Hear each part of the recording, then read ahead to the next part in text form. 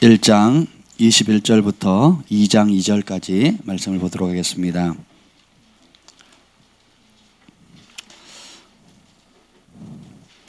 마태복음 신약성경 1장 1절 1장 21절부터 2장 2절까지 우리 한 절씩 교독하겠습니다.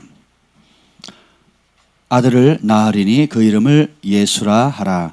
이는 그가 자기 백성을 그들의 죄에서 구원할 자이심이라 하니라.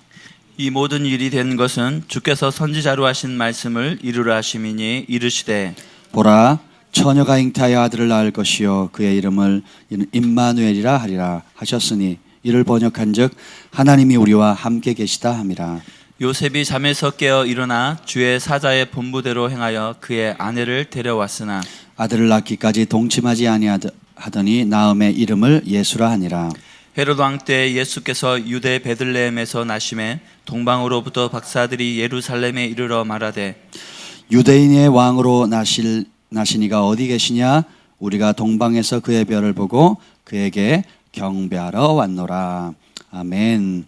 하나님 아버지 감사합니다. 여호와 영이 나를 통하여 말씀하시며 그 말씀이 내 혀에 있도다 하는 그 성령의 놀라운 주관하신 은혜가 우리 가운데 있게 하여 주시옵소서. 이 시간에 우리가 주님께 마음을 활짝 엽니다. 말씀으로 역사하시는 우리 주님 앞에 우리의 마음을 옥토박같이 하나님 기경하게 하여 주시고, 하나님 보는 눈, 듣는 귀, 깨닫는 마음, 순종의 빠른 발을 허락해 주시옵소서. 한 사람 한 사람 소망을 주시옵소서. 절망 가운데 있는 분들 하나님께서 다시 일어날 수 있는 소망을 주시고, 갈 바를 알지 못하는 자들에게 성령께서 그 갈 길을 인도하여 주시옵소서. 어둠의 흉악의 죄악에 묶여있는 영혼들에게 하나님 주님께서 그 묶임으로부터 자유케 되는 은혜를 주시고, 모든 정죄감과 죄로 인해 파급되는 모든 어둠의 묶임들이 예수님의 이름으로 끊어지고 생명으로 말미암은 기쁨과 자유를 누리는 이 시간 되게 하여 주시옵소서. 주의 말씀이 우리의 영혼, 육, 관절과 골수를 찔러 쪼개는 역사가 있게 하시고 우리의 생명과 지혜의 근원 되어 주시옵소서. 예수님의 이름으로 기도합니다. 아멘. 할렐루야. 오늘부터 제가 여러분에게 지난 한 주간 기도하다가 제 마음 가운데 그런 감동이 들었습니다. 예수님이 누구신가? 예수님은 과연 어떤 분이신가에 관한 주제로 1년에 성령께서 인도하시는 대로 시리즈로 계속 이렇게 좀 말씀을 나누려고 합니다. 여러분 예수님 대해서 알고 싶죠? 우리가 가장 많이 우리가 신앙생활하면서 언급하는 이름인데도 불구하고 또 잘 안다고 생각하는데 사실 몇 가지 질문해 보면 잘 모르는 게 너무 많습니다. 그래서 예수님에 대해서 우리가 좀 함께 배워가고 또 그 예수님 안에 예수님이 어떤 분이신지, 그 예수님이 우리에게 예비하신 것이 무엇인지, 그리고 예수님과 동행하는 그 즐거움이 무엇인지에 대해서 우리가 좀 장기간 거기에 초점을 맞춰서 예수님을 좀 알아가는 시간을 갖고 싶습니다. 기대가 되십니까? 아멘. 그래서 예수님에 대해서 우리가 나눌 것이 참 많은데 무엇보다도 중요한 것은 예수님에 대해서 아는 것이 중요한 게 아니고 예수님을 경험하는 것입니다. 그리고 예수님과 동행하는 즐거움을 날마다 누리는 겁니다. 오늘 제가 전할 말씀이 굉장히 기대가 돼요. 왜냐하면 많은 간증들이 있기 때문에 너무 행복합니다. 예수님에 관해서, 하나님에 관해서 남 얘기하는 것도 좋지만 여러분이 일상의 삶 가운데 그분과 동행하면서 예수님을 실제로 경험하고 그분의 은혜를 누리고 그분과 함께 동행하는 그 즐거움을 의 간증이 날마다 일어난다면 그것처럼 행복한 게 없겠죠. 그 말씀 때문에 가정이 변화되고 그 말씀 때문에 나 자신이 변화되고 또 그 나의 변화로 말미암아 주변 사람들이 행복해진다면 이것처럼 행복한 게 없을 것 같아요. 그죠? 아멘. 근데 교회를 10년, 20년, 30년 다녔는데 다니면 다닐수록 지루하고 다니면 다닐수록 사람이 완고해지고 다니면 다닐수록 사람이 고집세져 버리고 재미없어지고 웃음을 잃어간다면 그것은 신앙이 아니라 종교라고 하는 겁니다. 여러분 종교 생활 하시면 안 됩니다. 살아계신, 오늘 찬송했던 것처럼 살아계신 하나님을 우리가 날마다 경험하고 그분이 행하신 일들을 기뻐하고 영광을 돌리는 그런 일들을 누리도록 우리가 창조되었습니다. 아멘. 그래서 예수님은 누구실까? 예수님 하면 딱 떠오르는 게 뭐예요, 여러분? 네? 십자가. 예, 십자가. 또 예수님 하면 제일 먼저 뭐가 떠오릅니까? 사랑. 또 뭐가 있을까? 예? 구원. 네, 아멘. 또 예수님 하면 뭐가 떠오릅니까? 예, 그게 여러분의 한계예요. 예? 뭐라고 하셨죠? 나 같은 사람. 아멘. 이 굉장히 중요한 키워드입니다. 예수님이 인자, 사람의 아들이라는 표현이 있거든요. 굉장히 중요해요. 나중에 알게 될 겁니다. 이게 여러분의 키워드가 될 겁니다. 할렐루야. 우리 글로벌 파이어 몇 년 차가 되시면 아주 깊은 대답을 하십니다. 아멘. 네, 아주 기본적인 것부터 출발하려고 해요. 왜냐하면 하나님께서 영적인 어떤 그 교회의 흐름을 따라서 밀물 썰물로 사람들이 하나님께서 훈련시키시고 보내시고 또 새로운 분들을 또 보내주시는데 주님을 이렇게 처음 알아가시는 분들이 또 많이 오셨기 때문에 여러분 따라서 합시다. 나중된 자가 먼저 된다. 그래서 늦게 온 것 같은데 굉장히 아주 살아서 이렇게 파닥파닥 뛰는 삶의 간증들이 많으신 분들이 오셨어요. 아멘. 왜냐? 하나님 말씀에 순종하면 내일 역사하는 게 아니라 순종하는 그 순간에 역사하는 거예요. 수로보니게 여인이 자기 딸이 귀신 들렸어요. 해결할 방법이 없습니다. 예수님께 찾아와요. 예수님이 도움을 청하니까 자녀들의 떡을 개에게 줄 수 없다 하고 아주 매몰차게 거절하십니다. 그랬더니 그 여인이 하는 말이 뭐예요? 개도 주인의 상에 떨어진 부스러기 먹습니다. 그 부스러기라도 주세요 라고 했더니 딸아, 네가 그렇게 말했기 때문에 내 믿음이 너를 구원했다 그러는 거예요. 그리고 평안히 가라 그랬거든요. 아무튼 그냥 평안히 가라 그랬어요. 근데 와보니까 예수님이 평안히 가라 한 그 순간에 어떻게 돼요? 딸이 자유케 된 겁니다. 이게 생명의 말씀의 능력이에요. 여러분이 진짜 믿고 진짜 순종하면 신앙생활을 10년 했던 아니면 오늘 교회 처음 나왔던 하나님 말씀 앞에 순종하는 그 순간 역사가 일어납니다. 하나님 말씀을 믿는 그 순간에 역사가 일어나는 거예요. 아멘. 그래서 이것이 살아있는 믿음이 아니라 또 하나의 정보로 머리에 이해하는 이성적인 논리적인 사고로 예수님이 그랬더래, 그렇게 해서 저 사람은 그렇게 복을 받았더래, 남 얘기하듯이 나하고 상관없듯이 받아들이게 되면 그 사람은 30년 50년 70년 교회를 다녀도 하나님 살아계심을 경험하기가 쉽지가 않습니다. 왜요? 믿음이 없이는 하나님을 기쁘시게 할 수 있다 없다? 그럼 무엇이 하나님을 기쁘게 합니까? 믿음. 뭐에 대한 믿음? 예수 그리스도의 말씀에 대한 믿음이에요. 진짜 믿으면 믿음이라고 쓰고 순종이라고 읽는다 그랬죠. 그래서 믿으면 순종하게 돼 있어요. 근데 믿는다고 말은 하는데 순종을 안 하면 그 믿음은 진짜 믿음이에요, 가짜 믿음이에요? 가짜. 아내를 사랑한다고 하면서 오이를 썰어주지 않으면 그 사랑은 진짜예요, 가짜예요? 근데 썰어줬다 그러면 나도 피곤한데 힘든데 썰어줬다 그럼 뭐예요? 그건 진짜 사랑이에요, 가짜 사랑이에요? 아멘. 아멘. 여러분 오이도 썰고 수박도 썰고 썰 수 있는 거 다 썰어줘야 됩니다. 아멘. 오늘 아침에 오이 써는 사진을 제가 봤거든요. 어떤 분이 보내주셨어요. 참 감동이었습니다. 근데 우리가 사실 이따가 얘기를 할게요. 자꾸 곁길로 가서 모든 하나님의 자녀는 예수님을 사랑합니다. 그렇죠? 여러분 예수님 사랑하십니까? 예, 아멘 안 하시는 분도 있는데 예, 사랑하실 줄로 믿습니다. 문제는 뭐냐면 내가 생각하는 예수님과 성경이 말하는 예수님이 다를 경우가 있다는 거예요. 하나님이 보내신 예수님과 그리고 우리가 기대하는, 우리가 상상하는 예수님이 자주 달라요. 그래서 교회 다니는데 아무 소용없더라. 예수님이 살아계신데 왜 이런 일이 나한테 벌어지지? 우리 가정에 왜 이런 일이 벌어지지? 교회 다니자마자 막 집안이 막 뒤집어지는 역사가 일어납니다. 근데 그거 아세요? 모든 하나님의 예언, 축복의 예언을 받았던 성경 속에 큰 예언을 받은 사람일수록 예언 받는 순간 삶이 다 뒤집어집니다. 환경이 바뀌고요, 관계가 깨지고요, 그리고 집에서 쫓겨나고요, 그리고 팔려가고요, 누명 쓰고요, 그리고 도망 다니고요.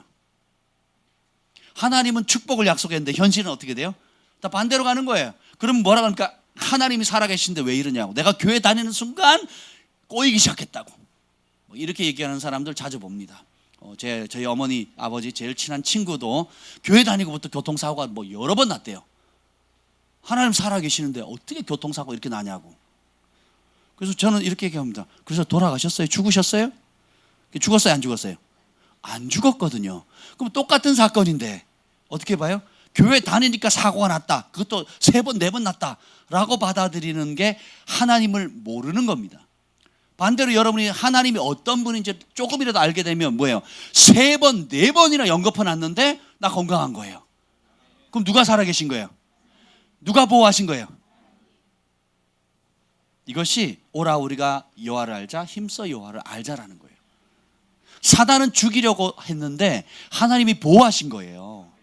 근데 그걸 모르니까 그냥 불편하다는 거예요. 교통사고 나면 수습해야 되죠. 또 보험 처리해야 되죠. 또 뭐예요?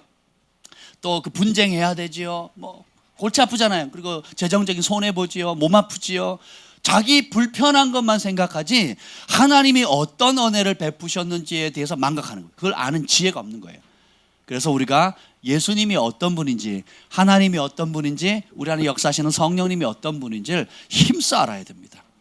아멘. 그래서 어떤 분은 지금 막 성경 열심히 암송한대요. 여러분도 다 암송하고 계시죠? 한 권을 통째로 암송하려고 노력하고 계신데요. 왜요? 시간이 남아서 할 일이 없어서 내 기억력 테스트하기 위해서가 아니라는 거예요. 예수님의 말씀의 능력을 딱 맛보니까 이거 통째로 외우자 이렇게 나오는 거예요. 너무 힘드세요?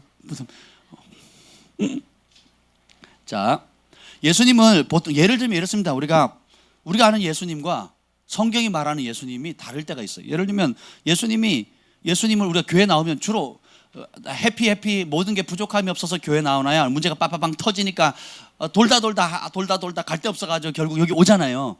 끌려오든 뭐 혹시 호기심에 오든 그냥 오잖아요. 그러니까 맨정신에 교회 오는 사람은 정상이 아닌 거예요. 예, 뭔가 홀려서 오는 겁니다. 다. 그러니까 많은 사람들이 중보했고 성령에 사로잡힌 바 되어서 여러분들이 오게 되는 겁니다. 그래서 오면 돈이 부족할 때는 뭐예요? 돈을 채워주시는 분이다. 내가 지금 빚을 안 갚으면 우리 가족들이 지금 길바닥에 지금 부도가 나서 길바닥에 지금 눌러 앉을 판인데, 그래서 어떻게 해요? 막 교회 왔더니 기도하라 그러고 금식하라 그러고 막 40일 작정 기도하라 그래서 했어요. 그랬더니 그 문제가 기적적으로 해결이 됐습니다. 할렐루야. 그러니까 내가 믿는 예수님 어떤 분이에요? 부도 맞았는데 그 문제를 해결해주는 공급자이신 거예요. 예수님이 그렇게 하실 능력이 있는 분이에요? 없는 분이에요? 있는 분입니다. 근데 그 예수님은 부분적으로 아는 예수님이지 본질이 아니에요.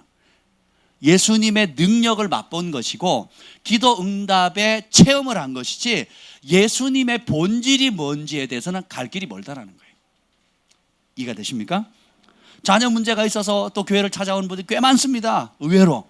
또 저희가 상담하는 상당수의 주 원인이 뭐냐? 돈 문제 아니면 자녀 문제입니다.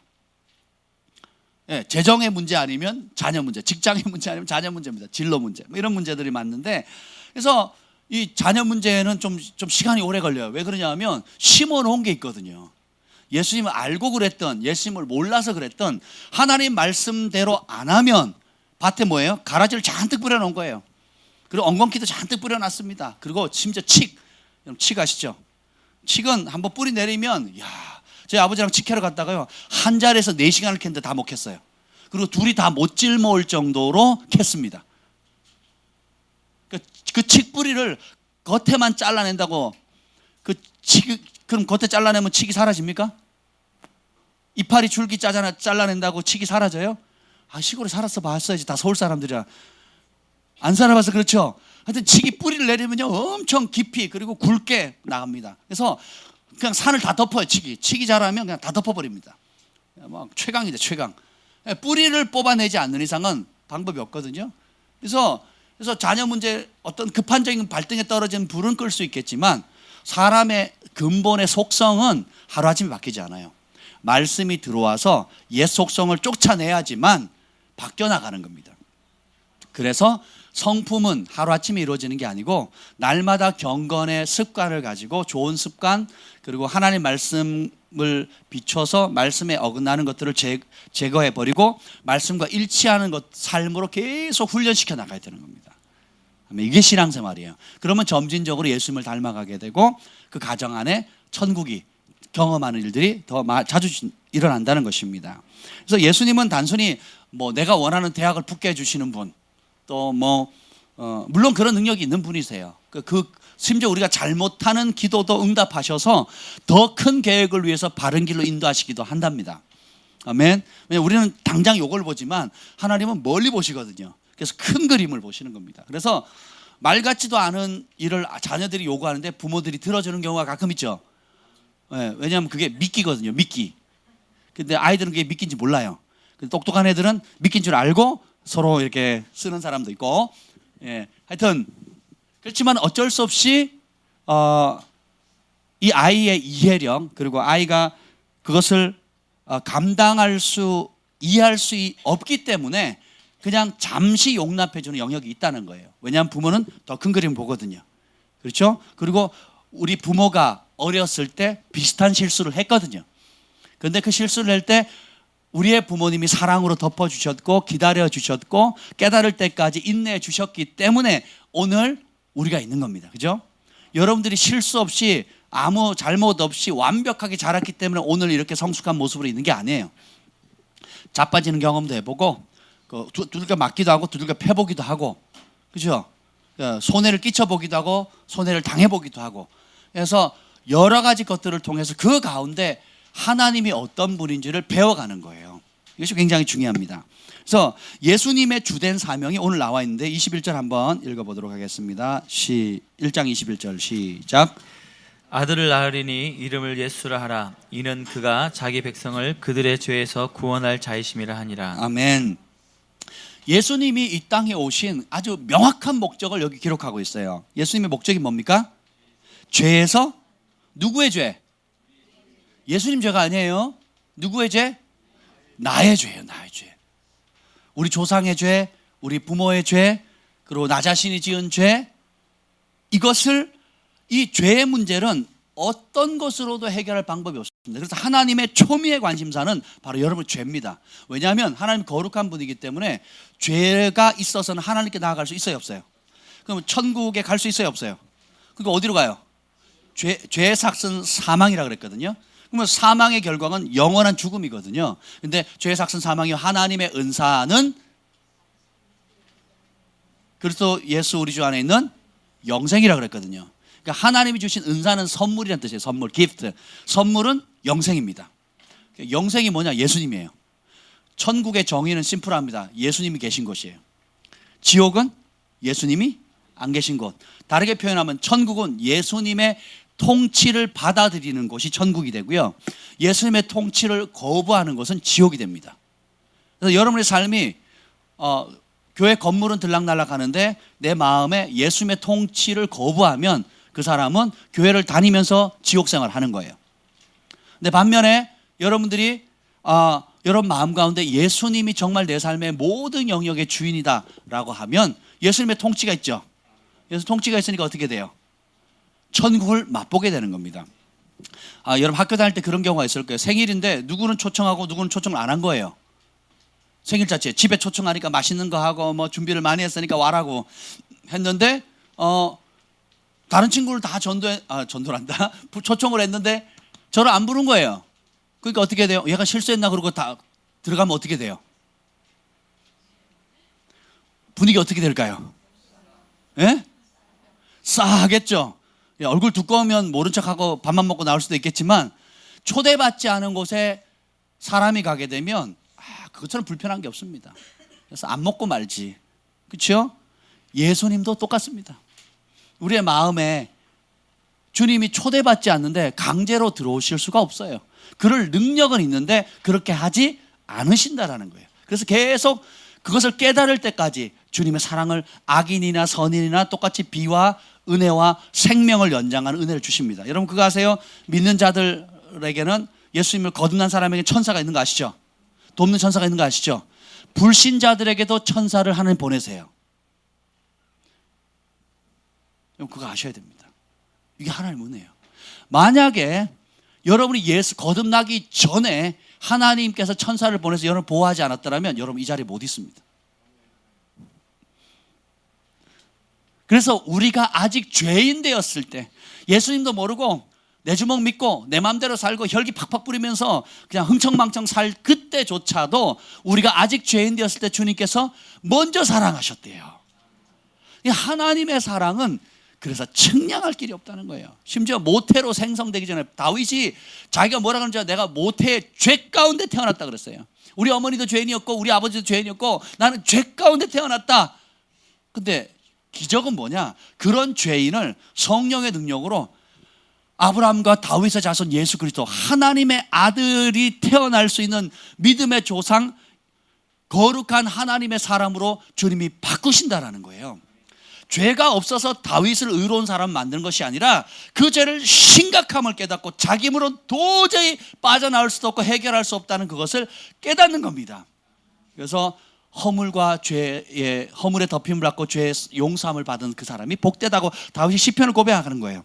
그러면서 우리 하나님은 용서하기를 인색해하는 게 아니라 용서하기를 뭐 억지로 하시는 분이 아니라 사유하시기, 용서하시기를 즐거워하신다 그랬거든요. 자녀를 키워보시면 그 마음을 알 겁니다. 애들이 모르고 잘못하면 쉽게 용서가 돼요. 그럼 알고도 잘못하면 어떻게 매를 들거든요. 저희는 알고 고의적으로 하면 매를 듭니다. 예. 그래서 근데 매를 들어도 말을 안 들어요. 그러면 어떻게 돼요? 마음이 아프지요. 그럼 방법이 없어요. 그건 지가 선택해야 될 부분이지. 그런데 어떻게 이 아이가 매를 들어도 말을 안 들으니까 너는 호적파, 집 나가 쫓아낼 부모가 없다라는 겁니다. 왜요? 부모의 마음은 매를 들어도 안 들었고 내가 아무리 타일러도 안 듣지만 이 아이가 언제라도 돌아오면 받아들여 주겠다 안 받아주겠다? 받아주겠다고 하는 게 육신의 부모의 마음이에요. 근데 그래서 주님이 70번씩 7번씩 용서하라고 했던 이유는 뭐예요? 그만큼 우리를 사랑하신다는 거예요. 그리고 그 사랑을 깨달았으면 너희도 그렇게 용서하고 사랑하고 축복하라는 겁니다. 그래서 그리스도의 몸 가운데 영적 아비와 어미가 되면 그 마음이 커져가는 거예요. 저희가 어렸을 때는 교사의 마음이 강했습니다. 옳고 그르고 선지자 영이 강했어요. 맞고 틀리고 옳고 그르고 아니 이 길로 가면 사는데 왜 저 길로 가냐? 혼나도 싸지. 이런 마인드가 강했어요. 물론 그렇게 하면 안 된다는 거 알지만 그런 마음이 컸습니다. 그런데 아이를 키워보고 또 목회를 하면서 아비의 마음이 뭔지 또 자녀를 향한 부모의 마음이 뭔지를 조금씩 배워가니까 이 교사적인 마인드보다는 어떻게 돼요? 아비의 마음, 어미의 마음이 조금씩 확장되어 가는 걸 느낍니다. 그래서 저희가 우리 아이들 5명을 키우잖아요. 그래서 지금 20살로부터 시작해가지고 국민학교, 초등학교 1학년까지 있습니다. 생각을 보세요. 이 굉장히 큰 갭이잖아요. 큰 차이가 있음에도 불구하고 그래서 이제 요즘 오빠들이 동생을 돌보는데 이렇게 보면 기특해요. 근데 우리 오빠들이 자기가 어렸을 때 들었던 그 말을 그대로 동생들에게 가르쳐줘요. 그래서 저희가 보기엔 애가 애를 가르치는 거거든요. 근데 너무 기특한 거예요. 한번 생각해 보세요. 그래서 우리가 사람을 판단할 때 어떤 문제를 볼 때 당장 발등 앞에 떨어진 이 문제로만 그것 때문에 그냥 냄비처럼 팍 기뻐하고 또 냄비처럼 팍 식어서 막 기죽어서 그렇게 살지 마시라는 겁니다. 우리가 섬기는 그 하나님 예수님이 어떤 분인지를 알게 되면 굉장히 삶에 여유가 생깁니다. 그리고 평안이 오게 되고요. 그리고 기다릴 수 있고요. 기대할 수 있고 또 소망을 품을 수가 있게 되는 것입니다. 그래서 하나님의 초미의 관심사가 우리의 무슨 문제라고요? 죄의 문제. 외모에 관심이 없어요. 여러분은 직업에 관심이 없습니다. 우리 남자들은 밖에 나가서 열심히 돈 벌어가지고 집에 돈 많이 갖다 주면 우리 아내와 가족들이 행복할 걸로 생각하는데 그렇지 않습니다.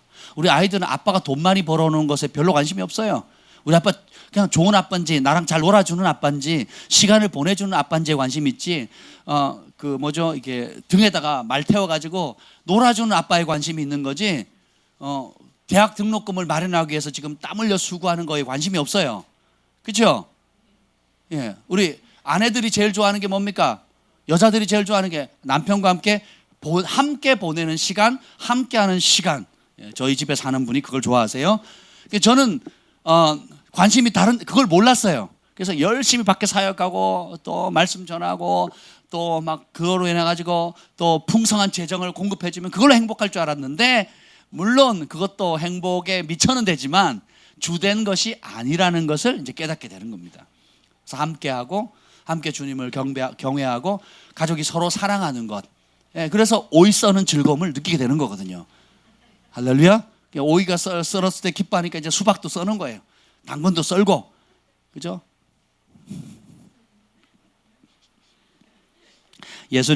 하나님께서 독생자 예수 그리스도 이 땅에 보내신 이유는 심플합니다.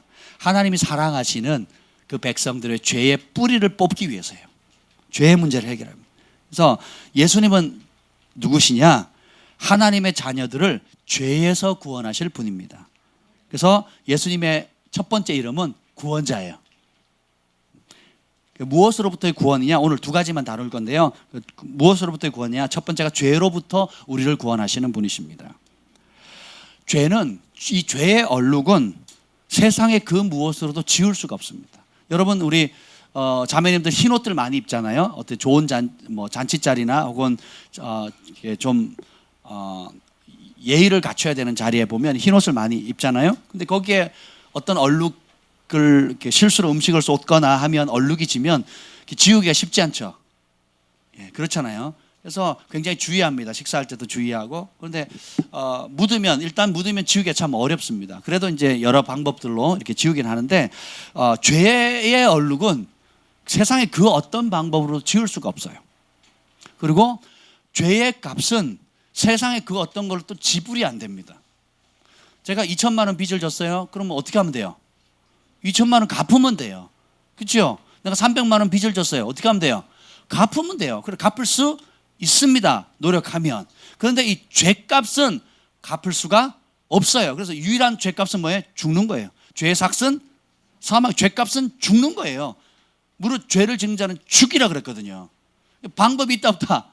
없어요. 그래서 공의로우신 하나님께서 그 온 인류의 죄값을 지불할 수 있는 유일한 방법으로 어떻게 해요?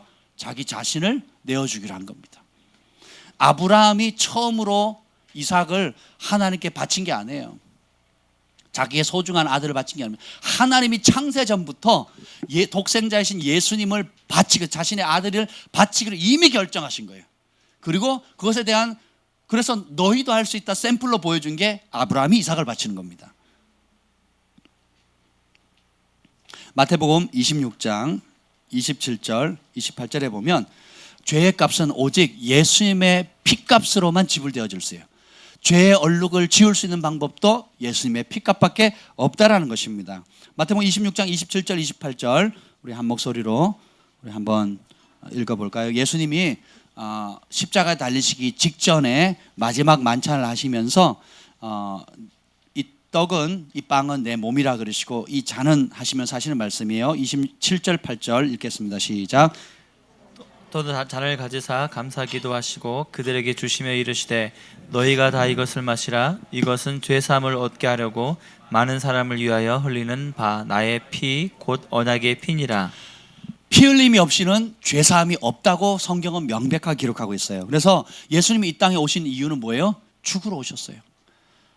피 흘려 십자가에 달려 피 흘려 죽으러 오셨어요.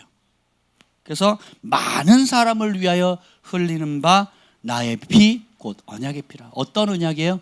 이 피로 너의 죄가 사해진다. 이 피로 은혜의 보좌 앞에 당당히 나갈 수 있다. 이 피로 지옥불의 형벌에 떨어지지 않고 하나님 보좌 천국에 갈 수 있다. 여러분, 이것이 머리로 와닿는 사람은 예수님을 영접한 게 아닙니다. 이것 때문에 저는 몇 년을 울었어요. 이 사실 때문에. 예수님이 내 죄값을 지불하기 위해서 십자가에 달려 아무 죄 없는 분이 나 때문에 죽으셨다 하는 사실이 머리에서 가슴으로 와닿는데 내 주 예수 주신 은혜 한없건만 주님께서 피값으로 나를 사셨다는 이 찬송을 부를 때마다 그냥 닭똥 같은 눈물이 주룩주룩 흐르는 거예요. 몇 년을 그랬습니다. 몇 년을. 이게 설명이 돼야 안 돼요.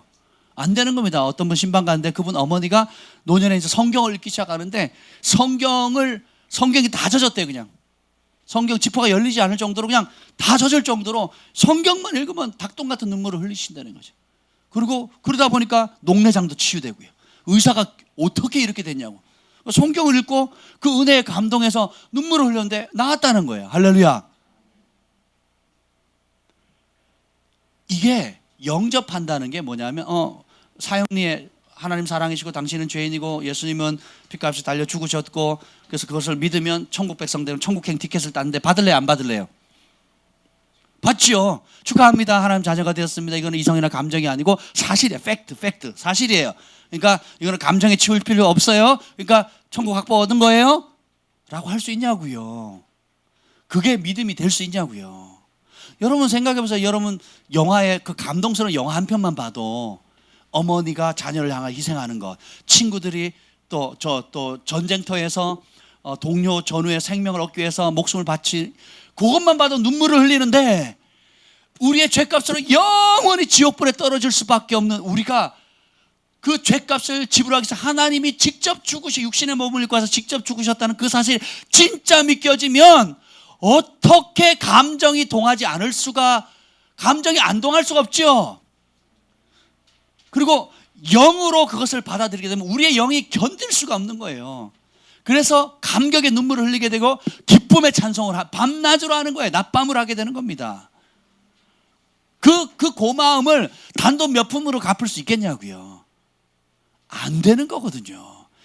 하나님이 영이시고 우리의 본질이 영이기 때문에 어떻게 해요? 그 사실을 알게 되면 성령이 깨닫게 해주시고 성령으로 땅 인쳐주시게 되면 우리가 그 은혜에 감격해서 주님을 이건 표현이 안 되는 겁니다. 표현이. 경험해 본 사람이 아는 거예요. 그 은혜가 임하시길 바랍니다. 아멘. 동의하는 게 아니에요. 사인하는 게 아닙니다. 아멘. 그래서 정말 그 은혜가 임하도록 주님께 긍휼을 구해야 돼요. 특히 우리 부모님이 태어날 때부터 예수 믿어서 나는 모태신앙입니다. 상관없어요. 모태신앙이든 못된 신앙이든 상관없어요. 십자가의 그 예수님의 사랑이 성령의 능력으로 와닿기 시작하면 그 감격은 이루 말할 수가 없습니다. 만약에 동경이가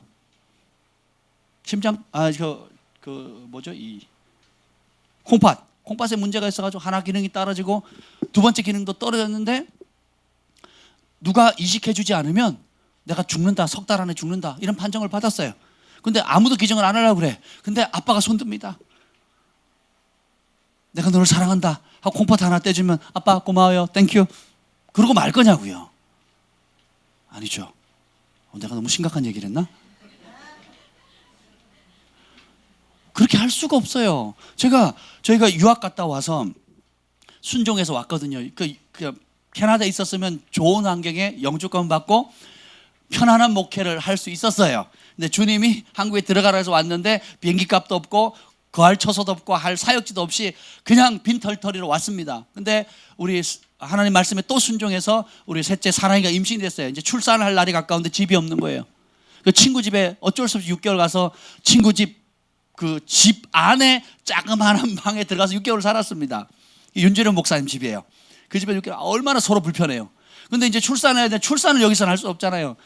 그 와중에 집을 얻어야 되는데 저희 수중에 단돈 100만 원이 없는 거예요. 통장 잔고 거의 제로. 이거 없어. 늘 베푸는 삶을 살았거든요. 늘 나누는 삶을 살았거든요. 그래서 제 주 은사가 통장 잔고 제로 만드는 은사였어요. 그렇게 한 15년을 살았습니다.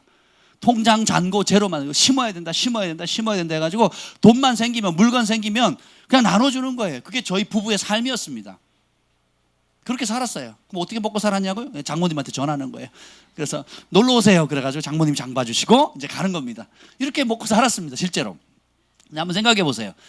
근데 어떤 분이 기도 제목을 나눴더니 기도하겠습니다 그러더니 저희가 돕겠다고 하면서 몇 천만 원을 빌려주신 거예요. 그때 5천만 원을 빌려주셨는데 5천만 원을 빌려주신 거예요. 처음에는 2천만 원 빌려주시겠다 그랬다가 우리가 서울에 너무 집이 1억 얼마여서요 그랬더니 그러면 안 되겠네요. 그러면서 더 좋은 집 하나 주시려고 하나 보네요. 그러면서 하루만 더 시간 주세요. 그런데 5천만 원을 빌려주신 거예요.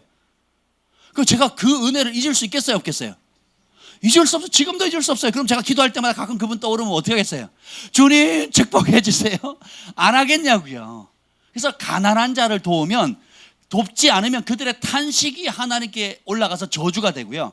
가난한 자를 도우면 그들의 감사가 하나님께 올려져서 하나님이 축복하신다니까요. 그래서 제가 극빈자로서 가난하게 살 때 주님께서 어떤 분을 통해서 도와주셨단 말이죠. 몇몇 분들을 통해서 도와주셨는데, 그러면 제가 기도할 때마다 그분을 향해서 감사가 올라가겠죠. 그러니까 지금도 고마운 거예요. 그 중에 이제 상당수는 갚았지만 아직도 못 갚은 게 있거든요. 근데 단 한 번도 언제 갚을래요? 이자는 어떻게 주실래요? 뭐 언제 해결됩니까? 하지 않으세요. 제 기도 제목 중에 하나입니다. 그 나머지를 빨리 그걸 처리하는 게 제 기도 제목인데, 빨리 좀 주님 해결하게 달라고 기도하고 있습니다. 근데 생각해 보세요. 돈을 얼마만 빌려줘도 그냥 우리 길바닥에 주한이 경환이랑 우리 사랑이가 태어났는데, 이 이쁜 사랑이가 태어났는데 길바닥에 털퍼덕 주저앉을 판이었는데, 수중에 단돈 1,000만 원만 있었으면 좋겠다, 그러면 지하 단칸방이라도 얻었으면 좋겠다는 그런 가난하고 아주 어려운 상황이었는데 무려 5천만 원 빌려주신 거예요. 그리고 그걸 통해 가지고 굉장히 좋은 집을, 우리 형편에는 나름 좋은 집을 얻게 된 겁니다. 하물며 우리의 영혼이 죄값으로 영원히 지옥하며 불구덩이 속에 유황불로 타는 그곳에 죽을 수밖에 없는, 내 죄 때문에, 남의 죄가 아니에요, 내 죄 때문에 죽을 수밖에 없는 그를 구원하기 위해서 예수님이 오셨는데, 그 피값의 은혜를 한번 생각해 보세요. 갚을 길이 없습니다. 그래서 제가 그걸 어릴 때 깨닫고, 뭐예요? 주님이 나를 피값으로 주님의 전부를 주셨는데 나는 드릴 것이 없어서 이 몸 드립니다.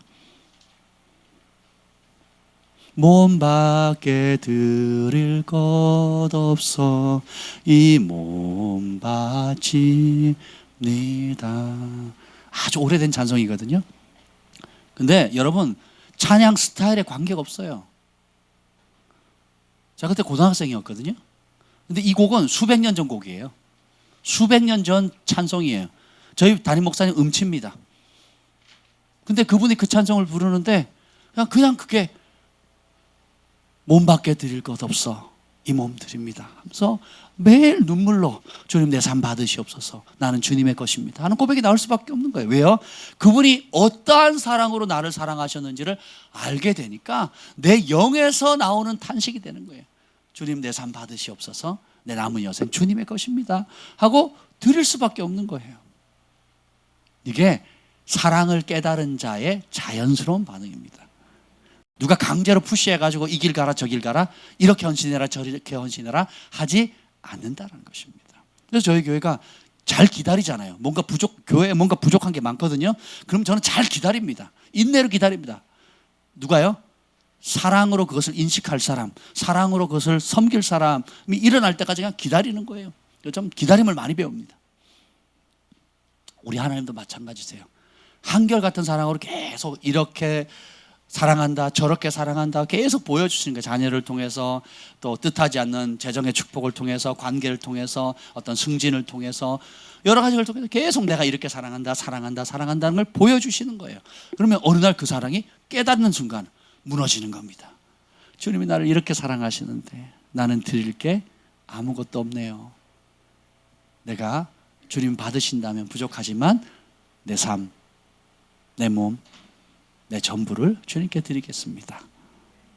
이게 하나님이 역사하시는 방법이에요. 그리고 하나님이 받으시는 헌신입니다.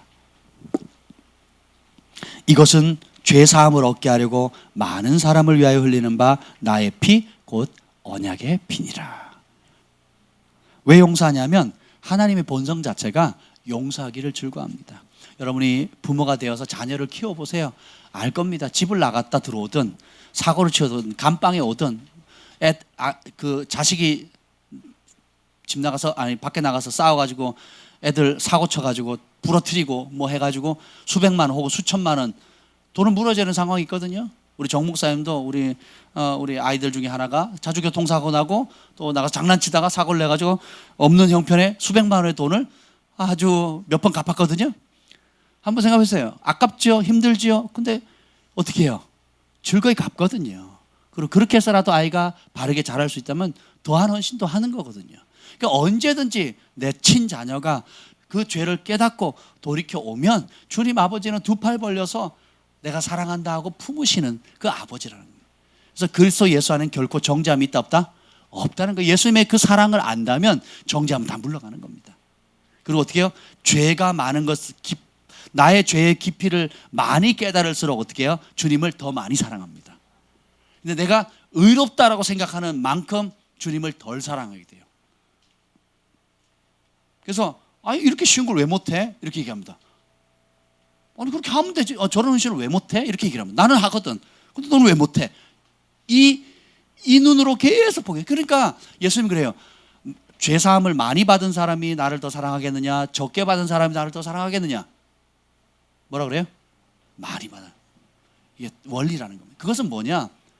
우리가 우리 안에 숨겨져 있는 그 죄의 본능의 그 깊이, 그 죄의 파괴력, 그리고 그 죄가 얼마나 심각하고 큰지를 인식하는 만큼, 그리고 용서의 크기를 알게 되고 용서의 크기를 느낀 만큼 어떻게 주님을 사랑하게 되는 겁니다.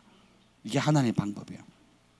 요한 1서 1장 9절에 보면 만일 우리가 우리 죄를 자백하면 그는 미쁘시고 의로우사 우리 죄를 사하시며 우리의 모든 불의에서 깨끗하게 하실 것이요 만일 우리가 범죄하지 아니했다 하면 하나님을 거짓말하는 이로 만드는 것이니 또한 그의 말씀이 우리 속에 있지 아니하느니라. 만일 우리가 죄가 없다고 하면 스스로 속이고 또 진리가 우리 속에 있지 아니할 것이라. 여러분이 진짜 내가 죄인이다라는 걸 인식하세요? 진짜 인식하십니까? 그게 은혜의 출발이에요. 세상에 가장 큰 두 가지 기적이 있는데 그게 뭐냐면 내가 죄인이라는 걸 인식하는 거예요. 진짜 인정하는 거예요. 두 번째는 뭐냐면 그 죄의 문제를 해결할 수 있는 유일한 분이 예수님밖에 없다는 게 믿겨지는 거예요. 이 두 가지는 설명 불가합니다. 이 두 가지는 논리적으로 이성적으로 설명이 불가능해요. 성령의 은혜입니다. 그냥 내가 죄인이라는 사실을, 제가 죄인이라는 사실을 인정하는 게 너무 힘들었어요. 처음 신앙생활 할 때. 난 착하다, 의롭다, 이게 너무 강했거든요. 근데 그게 결국은 내 기준이고 얼마나 하나님을 슬프게 하는 교만인지를 이후에 깨달았거든요. 그리고 또 하나, 그 죄값을 지불하기 예수님이 날 위해 죽으셨다는 그 사실이 진짜 믿겨지는 겁니다. 이게 놀라워요. 근데 그게 누가 와서 칼을 대도요, 저는 부인을 못 하겠어요. 제가 가끔 그런 생각을 하거든요. 팔을 자르든 눈을 뽑든 혹은 내 몸에 장기를 적출해 가든 어떤 내가 상상하지 못할 어려움이 온다 할지라도 예수님이 내 죄 사하기 위해서 몸 바쳐 죽으셨고 예수님만이 나의 주인이라는 그 사실을 부인할 수가 없어요. 왜요? 내 영에 각인된 거예요. 이게 뭐예요? 은혜고 믿음입니다. 아멘. 그냥 교회에서 그렇게 목사님 가르치시더래. 그 세례 받을 때, 세례 문답할 때 이렇게 질문하게 그렇다고 동의했. 이게 아니라니까요. 그게 아닙니다.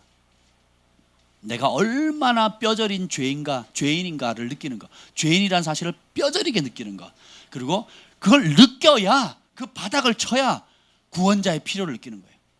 그 바닥을 못 치죠? 그러면 있어도 그만, 없어도 그만이에요. 그렇잖아요. 왜 필요해? 이만하면 됐지. 나도 어지간한 내가 교회 다닌다는 사람들보다 내가 더 잘 사는데, 더 바르게 행동하는, 나 법 없이 살 사람이야 라고 자기 의와 교만 속에 빠져 살게 되는 것입니다. 네, 보세요. 우리의 모든 불의에서 깨끗게 하신대요. 뭐하면? 내가 죄를 고백하면. 그래서 여러분이 죄인이라는 사실을 인정하는 것, 그리고 내가 죄를 지었다는 걸 인식하는 것 자체가 은혜의 출발입니다. 그게 없으면 출발 자체가 안 된 거예요. 그래서 성령의 역사는 내 죄를 깊이 깨닫게 해주셔서 어떻게 말씀에 빛이 들어가니까 어둠이 드러나거든요. 군대에서 청소해 보셨어요? 여러분 청소할 때 청소를 얼마큼 깨끗하게 할 수 있느냐는 그 조도에 달려 있습니다. 그래서 빛일수록 지금 여기 깨끗해 보이잖아요. 공기 보세요. 공기 더러워 보이세요? 깨끗해 보이세요? 깨끗하니까 투명하게 보이는 거죠. 근데 빛을 딱 비치는 순간 여러분 깜짝 놀랄 겁니다. 그러면 이 이게 뭐라고 청정기라 그래요?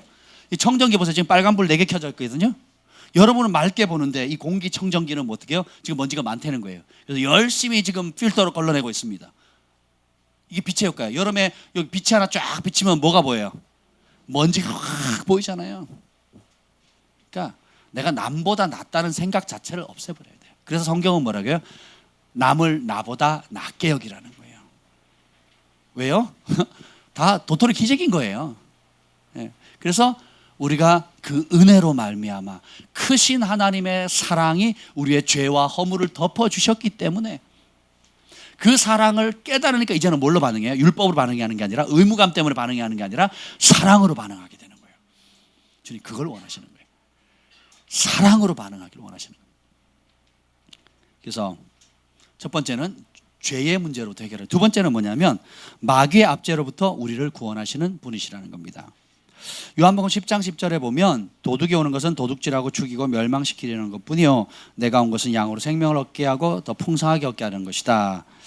예수님은 마귀를 도적이라고 합니다. 왜냐하면 마귀의 속성을 가장 잘 설명해 주는 두 단어가 있는데 그게 뭐냐면 거짓말장이와 도적입니다. 도둑. 여러분 거짓말을 가볍게 여기시면 안 돼요. 제가 어제 밤에 요한계시록 20장을 밤새도록 들었거든요. 거기에 보면 유황불에 떨어지는 사람이 있어요. 그게 누구냐면 거짓말하는 사람이거든요. 여러 죄들이 있는데 거짓말하는 사람. 왜냐하면 거짓의 아비인 사단의 길을 쫓아가는 사람이기 때문에 그렇습니다. 그래서 여러분 거짓말하는 거 굉장히 주의하셔야 돼요.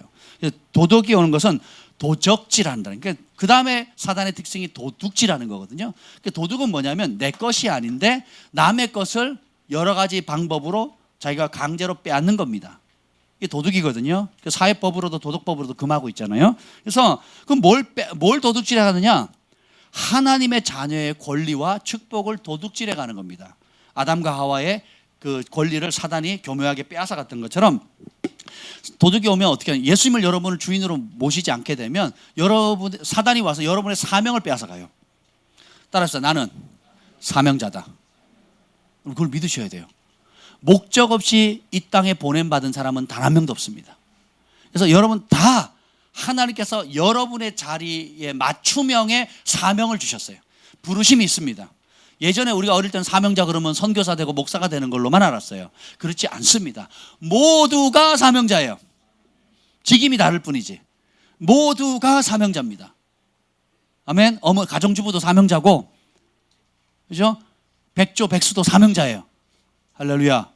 그래서 근데 도둑이 와가지고 어떻게 해요? 그 사명을 빼앗아 가는 거예요. 그래서 난 아무 쓸모 없어. 그리고 잘못된 사명을 줍니다. 돈을 많이 벌어야 돼. 돈이면 다야. 명예를 얻어야 돼. 뭘 해야 돼. 외모를 잘 가꿔야 돼. 하면서 엉뚱한 것에 방향을 틀어버리는 거예요. 그래서 진짜 권리, 하나님 주신 권리와 축복과 그 사명을 빼앗아가는 도적질에 가는 겁니다. 여러분 생각해 보세요. 거듭나기 전에 여러분의 가정의 상황을 한번 그려보세요. 거듭나기 전에, 죄사함 받기 전, 거듭나기 전, 여러분 자신을 하나님께 드리기로 전의 삶을 한번 생각해 보세요. 얼마나 도적질 당했는가. 그죠? 수입이 커도 빠져나가는 게 많고, 그죠? 열심히 운동하는데 건강이 해침을 받고, 나는 잘하자고 친구 관계를 했는데 친구가 깨지고, 친척 관계 깨지고, 선한 의도로 도왔는데 그 도운 것 때문에 두 번째 안 도왔다고 화를 내고, 별의별 인간들이 다 있어요. 한 번 도와줬는데 두 번째 안 도와줬다고 화를 내요. 당해보신 분? 예, 많습니다. 그런 사람 많아요. 예, 왜 그럴까요? 죄 때문이거든요. 사단이 도적질해 가는 게 뻔뻔스럽게 만드는 거거든요. 그러니까 양심이 화해맞게 만드는 겁니다. 무뎌지게만. 이게 죄의 힘인 거예요. 그래서 도적질하는 거. 두 번째는 살인인데, 이거 뭐냐면 도적질하다가 어떻게 이제 건강을 빼앗아 갑니다. 그리고 삶의 목적을 빼앗아 가요. 그리고 우울하게 만듭니다. 그래서 어떻게 돼요? 우리 한국 사람들이 태어나면서부터 죽을 때까지 제일 많이 하는 말, 죽어야지. 죽을래. 너 죽을래? 죽어야지. 아우, 좋아 죽겠네. 미워 죽겠네. 아, 짜증나 죽겠네. 아, 괴로워 죽겠네. 제일 많이 하는 게 뭐예요? 죽겠다. 그게 뭐예요? 영의 생각이 아니고 육의 생각이잖아요. 그래서 육의 생각은 사망이요 그랬잖아요. 그 육의 생각을 계속 하니까 뭐예요? 죽어야지. 그것도 좀 적극적인 사람, 활발한 사람 어떻게 죽이려고 하거든요. 죽여야지 이러고 나오는 거예요. 그러나 윽박지르고 화내고 폭발하는 겁니다. 그러니까 죽이든지 죽어야지 이렇게 되는 거예요. 이게 하나님의 법을 떠난 예수님이 주인이 아닌 삶의 열매입니다. 죽이거나 죽거나, 서로 죽이고 죽고. 그래서 뭐 해죽겠네. 말만 나오면 애들도 그렇죠. 인생이 너무 고뇌해서 죽겠다고. 초등학생들이요 요즘 별의별 소리를 다 합니다. 그냥 완전 80대 할머니 할아버지 같은 소리를 해요. 요즘 애들은 버릇이 없다고 뭐 이렇게 얘기를 합니다. 초등학생들이. 그리고는 마지막에 멸망시킨데, 이게 뭐냐면 영원한 멸망을 이루는 거예요. 그러니까 하나님이 자녀로서 이 땅에 복받고 행복하게 살도록 할 수 있는 권리를 도적질한 다음에는 죽음의 길로 인도합니다. 우울하게 하고 자살하게 하고 자신의 가치를 무가치하다고 느껴서 어떻게 해요? 스스로를 죽게 하는데 그 죽기 직전에 예수님을 믿던 사람은 예수님을 부인하도록, 하나님 살아계시면 내 인생이 이래? 내가 이렇게 꼬였을 수 있어? 하고 예수님을 부인하게 만듭니다. 그리고 예수님을 모르는 사람은 그냥 죄 가운데 많은 이 세상 하면서 그냥 이후에 태어날 땐 잘 태어났으면 좋겠어 하고 막연하게 불교, 힌두교, 어렸을 때 들었던, 집안에서 들었던 전통적인 그 가르침 때문에 다음 생에는 잘 태어나야지 하는 믿지도 않는 그런 이상한 기대감 가지고 그냥 자기 목숨을 죽는 거예요. 그 어디로 갑니까? 그 다음 생에 뭐 새나 개나 강아지나 이렇게 태어나는 게 아니잖아요. 그죠? 그냥 한 번 죽는 건 사람이 정한 것이 그 외에 심판이 있거든요. 심판은 뭐예요? 예수님 없이 살았으니까 어디로 가요? 아니, 예수님 없는 곳으로 가요. 그것이 뭐예요? 지옥이에요. 심플한 겁니다.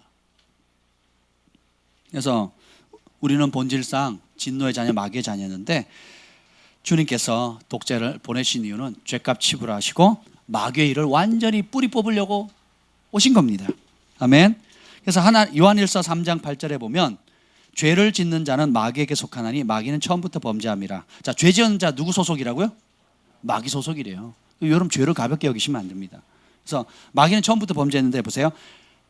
하나님의 아들이 나타나신 것은 마귀의 일을 멸하려 하심이라. 그래서 마귀가 하는 일이 뭐예요? 죄 짓게 만드는 겁니다. 마귀도 축복합니다. 여러분을 돈을 주고 명예를 주고 여러분 원하는 여러 가지 것들을 줘요. 그래서 그걸 통해서 목적은 뭐예요? 죄 짓게 만드는 거거든요. 그럼 죄를 짓는 자마다 누구 소속이라고요? 마귀 소속이에요. 교회를 다니는데 마귀가 주는 축복을 받고 물질과 명예와 여러분 원하는 것들을 얻고 죄를 지으면 그건 누구 소속이에요? 마귀 소속이에요. 교회 다니면서 어디 소속으로 다녀요? 마귀 소속으로 다니는 겁니다. 근데 교회에서는 집사님, 장로님 그러는 거예요. 교회에서는 조금만 헌신하고 출석만 잘해도 그렇죠? 인정받는 겁니다. 그리고 가끔 이렇게 기분에 따라서 밥도 사고 뭐 행사하면 돕고 이러면 우와 대단한 신앙인 거예요. 근데 주님 뭐예요? 하나님 말씀 뭐라 그래요? 마귀 소속은 뭐 하는 사람이래요? 죄를 짓는 자는 누구나 상관없다. 마귀 소속이다. 이게 진리입니다. 그래서 마귀가 하는 일은 죄를 짓도록 유혹하고 죄의 본능을 자극하고 죄의 문화를 만듭니다. 그래서 소돔과 고모라처럼 도시 전체가 동성애를 환영하고 그것을 거부하면 핍박합니다. 이렇게 되는 거죠. 지금 캐나다, 미국이 법으로 다 통과해서 지금 그러고 있거든요. 그래서 목회자들이 지난번에 왔던 고드와이트 목사님도 그러시더라고요. 그 동성애 잘못됐다고 강단에서 얘기하면 소송 걸면 감옥에 갑니다. 벌금 수천만 원 냅니다. 수백만 원, 수천만 원입니다. 지금 그게 캐나다, 여러분이 존경하는 선진국들이 지금 하는 행태예요. 이게 죄의 문화를 만드는 거거든요. 유럽도 상당수의 나라들이 그러고요. 그래서 감사한 것은 미국에서 지금 그것을 반대하는 운동들이 일어나고 있어요. 교회 안에서. 그래서 50개 중에 상당수의 주들은 그것을 찬성하지만 또 다른 상당수의 주들은 그걸 공개적으로 반대하는 거예요. 트럼프가 대통령이 됐던 주된 원인 중에 하나가 그것을 공개적으로 반대한 겁니다. 대놓고 총대 맨 거예요. 어떤 대통령도 총대 매지 않았는데 이분은 당당하게 이건 잘못됐다라고 총대 맨 거예요. 할렐루야. 아무튼 그래서 근데 반대로 그래서 그렇게 함으로 하나님의 축복을 도적질하고 죽이고 멸망시키는 일을 하는 거고요. 그래서 예를 들면 여러분 제사 지내면 그 귀신 초청하는 겁니다. 집안에. 조상을 섬긴다는 명분이지만 여러분 혹시 저에게는 그런 분 없겠지만 제사 지내는 분들 이 방송 보시는 분들도 제사는 귀신을 초청하는 거예요. 마귀의 일입니다. 그러면 가난의 영, 음란의 영 그리고 또 혈기의 영, 분노의 영, 미움의 영 온갖 영들을 다 옛날에 있었던 영들을 다 불러 모으는 거거든요. 그러면서 왜 이리 하는 일마다 안 되지? 이러고 있는 거예요. 근데 하나님의 아들이 나타나는 것은 그런 마귀의 일을 박살내려고 온 겁니다. 그래서 제사 지내는 사람이 제사 안 지내는 거예요. 혈기 분노 부리던 사람이 혈기 분노를 끊고 온유한 사람이 되는 겁니다. 아멘. 그래서 이게 은혜예요. 이게. 그리고 마귀 압제에 시달린 사람들을 자유케 하고 생명을 주는 역사를 하게 됩니다. 자, 그러면 이 은혜를 어떻게 여러분 받으셔야 되잖아요. 이 은혜를 받을 수 있는 방법 너무 단순해서 사람들이 안 믿어요. 그 방법이 뭐냐? 요한복음 1장 12절 영접하는 자 곧 그 이름을 믿는 자에게는 하나님의 자녀가 되는 권세를 주셨으니 이는 혈통으로나 육정으로나 사람의 뜻으로 나지 아니하고 오직 하나님께로부터 난 자라. 서울의 경기고등학교의 출신의 이런 혈통이 따지는 게 아니라 서울대 출신 이렇게 따지는 게 아닙니다. 뭐예요? 그냥 그분의 이름을 받아들이는 거예요. 그분의 이름의 뜻이 뭐라고요? 백성을 죄에서 구원할 자. 내 죄를 구원할 자라는 걸 받아들이는 겁니다. 그리고 받아들였다는 증거가 뭐냐면 조금 이따 다루게요. 이 죄의 문제를 해결할 수 첫 번째 단추는 회개하는 겁니다. 세례 요한도 외쳤던 말 회개하라 천국이 가까웠다. 회개의 정의가 뭐죠? 내 생각을 하나님의 말씀으로 바꾸는 거예요. 하나님 말씀으로 바꾼 그 영역만큼 회개가 된 거고 회개가 된 만큼 천국을 경험하게 돼 있어요. 아멘. 그게 하나님 공평하신 분입니다. 그래서 성경을 외우는 건 굉장히 큰 축복이에요. 왜냐하면 말씀을 알면 내 생각이 바뀌거든요. 말씀을 모르면 안 바뀌어요. 고집 피웁니다. 전통 따지고 자기 고집 피는 거거든요. 그래서 생각을 하나님 말씀으로 바꾸면 어떤 현상이 생기느냐, 전에 내 생각에 전혀 죄가 아니었던 것이 하나님 말씀 딱 비춰보니까 죄인 거예요. 또 전에는 내 생각에 미련하고 어리석어 보이던 것이 이게 하나님 안에서 얼마나 큰 생명과 축복인지를 깨닫게 됩니다. 그래서 신앙이 믿음의 깊이가 다른 부부가 한 교회에서 신앙생활하면 남편이 아내 눈치 보고 아내가 남편 눈치 봅니다. 왜? 성숙한 사람은 하나님께로 더 가까이 나가기 위해서 여러 헌신과 기도와 섬김과 이런 것들을 적극적으로 하려고 하는데 그 말씀을 모르는 신앙이 떨어진 남편이나 아내는 어떻게 해요? 미련해 보이거든요. 돈 낭비하는 걸로 보이고 시간 낭비하는 걸로 보이거든요. 왜요? 그 영역에 있어서는 생각이 하나님 말씀을 안 바뀌었으니까 회개가 덜 된 겁니다. 회개가 덜 되면 그 하나님 주시는 말씀 안에 있는 축복을 누려요, 못 누려요? 못 누리니까 똑같이 한 집에 한 이불 덮고 자는데 신앙이 좋은 남편이나 아내는 큰 축복과 해피 행복하면서 성령 충만한 삶으로 기쁨으로 많은 사람들의 축복이 되는 삶을 사는데 그 신앙 말씀을 모르고 회개가 덜 된 아내나 남편은 어떻게 되겠어요? 어떻게든 교회 좀 늦게 가려고 하고 일찍 오려고 하고, 그죠? 어떻게든지 주머니에 쌓아 놓으려고 하고, 어떻게든지 인색하려고 하고, 어떻게든지 밑가락처럼 샥샥샥 피해가려고 하는 거죠. 왜요? 모르니까. 근데 알면, 그 가치를 알면 완전히 달라지게 되는 것입니다. 전에 그렇게 재밌던 죄가 역겨워지기 시작해요. 말씀의 빛이 들어가면. 그러니까 TV와 인터넷 앞에서 몇 시간 보내던 그 시간들이 얼마나 낭비고 미련한 짓인지, 그 시간 가족들과 함께 있었으면, 아이들하고 놀아줬으면 얼마나 좋았을까 깨닫게 됩니다. 혈기와 짜증내며 윽박지르던 일들이 얼마나 부끄럽고 수치스러운지. 남자는 주먹이하고 밥상 뒤집어엎고 막 혈기 팍팍 뿌리고 그래야 남자 가장의 권위가 세워지는 것처럼 착각하며 살던 그 시절이 얼마나 후회스럽고 죄송한지 깨닫게 되는 겁니다. 그렇죠? 아멘. 또 동시에 기도 응답의 즐거움을 맛보게 되고 교회 가는 게 즐거워지고, 그리고 성도들과 섬기고 나누고 어렵고 가난한 사람 돕는 것이 얼마나 큰 복인지 깨닫게 되는 겁니다. 성령의 기름 부음이 있네, 하늘에 성령의 9가지 은사들이 있네, 그 부부가 함께 말씀 안에서 순종하니까 야, 저는 그렇게 치고받고 싸웠는데 별것도 아닌 소소한 일 때문에 치약을 앞에서 짜니 뒤에서 짜니, 청소를 했니 안 했니, 반짜니 짜니 싱겁니, 별것도 아닌 걸 가지고 밥상 뒤집어엎고 난리를 쳤는데 이제 말씀 안에 보니까 순종하니까 가정에 천국이 임하는 거예요. 그래서 남편은 오이 썰고 하는 현상이 생기는 겁니다. 목적 없이 헛된 삶에서 부르심과 사명을 발견하고 주님과 동행하는 즐거움을 날마다 발견하게 되는 거예요.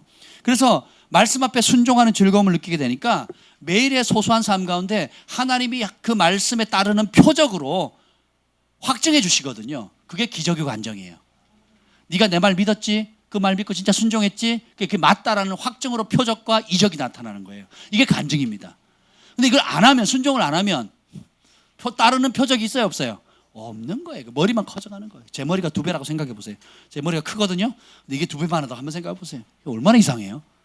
그 다리는 그냥 조그만 해가지고 기뚱기뚱 이렇게 기어간다고 생각해 보세요. 영적으로 보면 많은 상당수의 그리스도인들이 그렇게 살아간다는 겁니다. 진짜 회개하면 이게 중요합니다. 어떤 현상이 생기느냐? 예수님이 다르게 보여요. 예수님이 내 죄를 구원하는 사람으로 처음엔 다가가는데 진짜 회개하면 예수님이 구원자에서 뭘로 바뀌는 줄 아세요? 나의 주인으로 바뀝니다. 내 마음 그리스도의 집이라는 책을 여러분 읽으셨죠? 자주 읽으시길 바랍니다. 틈나는 대로. 이건 두꺼운 책이고요. 실제로는 소책자로 조그마한 책이에요. 40분이면 읽습니다. 20분, 40분이면 읽을 수 있는 책이에요. 근데 그 깊이는 몇 년을 묵상해도 될 만큼 굉장히 중요한 책입니다. 그래서 여러분 꼭 읽어보세요. 그래서 내 삶의 주인 되는 영역과 예수님이 주인 되지 못하는 영역들, 그리고 내가 내 삶의 주인을 예수님께 온전히 주대심을 넘겨드렸을 때 어떤 큰 축복이 임하는지 이 짧은 책이 굉장히 깊이 있게 다루고 있어요. 강추합니다. 이 책을 안 읽는 사람은 글로벌 파이어 교회 성도가 아닌 걸로 제가 알도록 하겠습니다.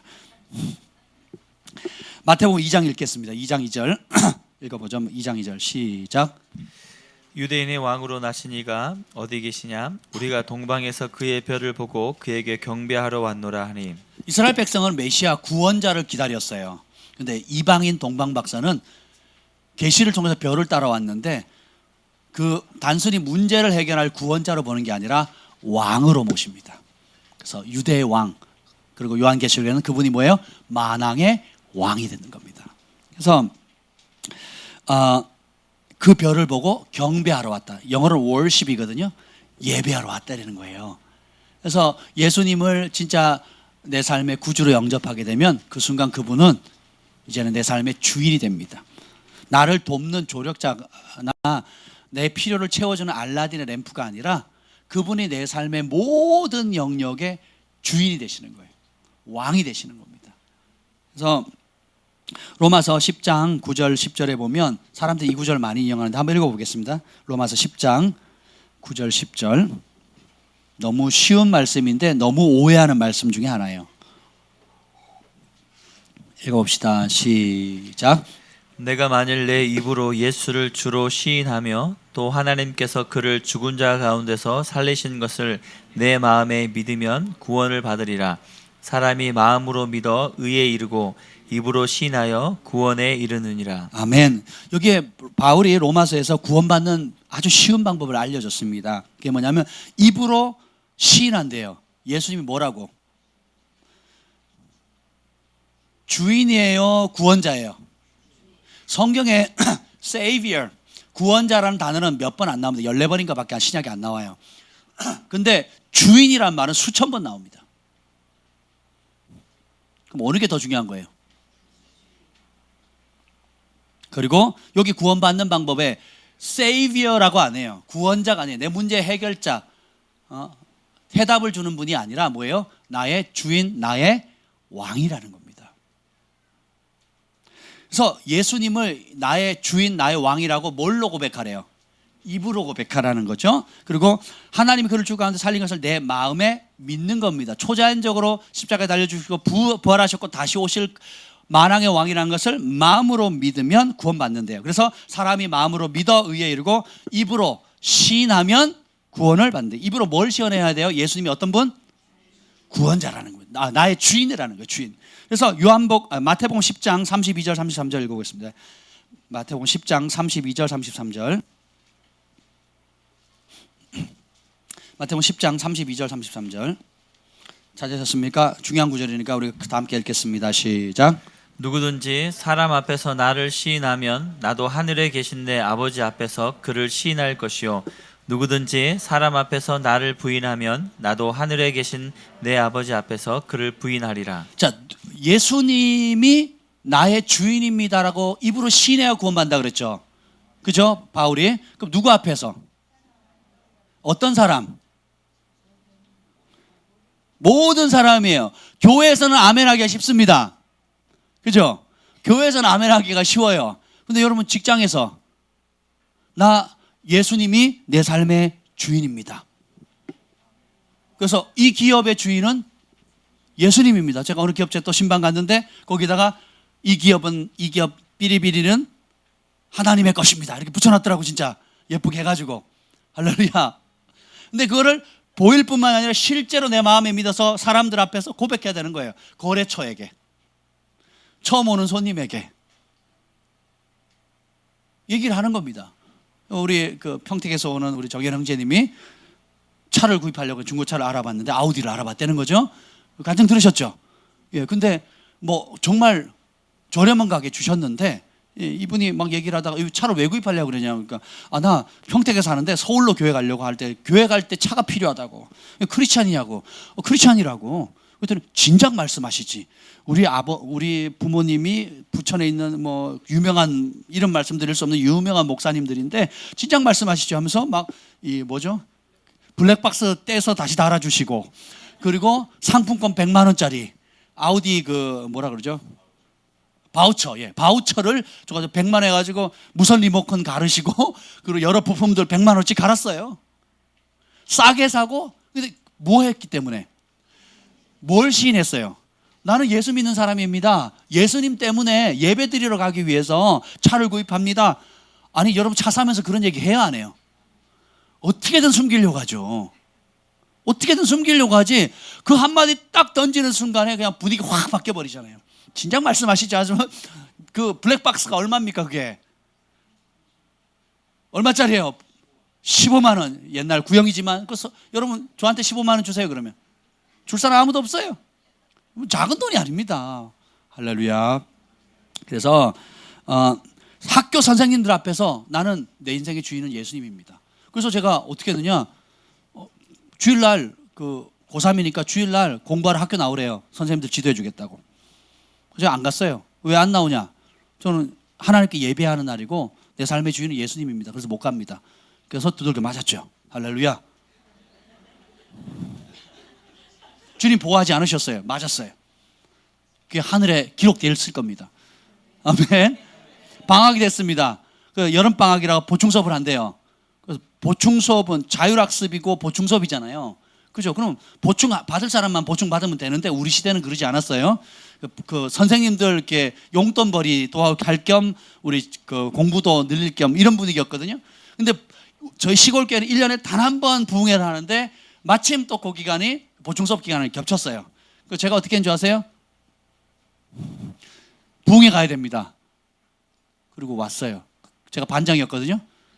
그래서 우리 반에 있던 모든 우리 반 아이들 중에 교회 다니는 애들이 심지어 다른 교회 다니는 애들까지 저 따라 나와버린 거예요. 그래서 보충수업 취소.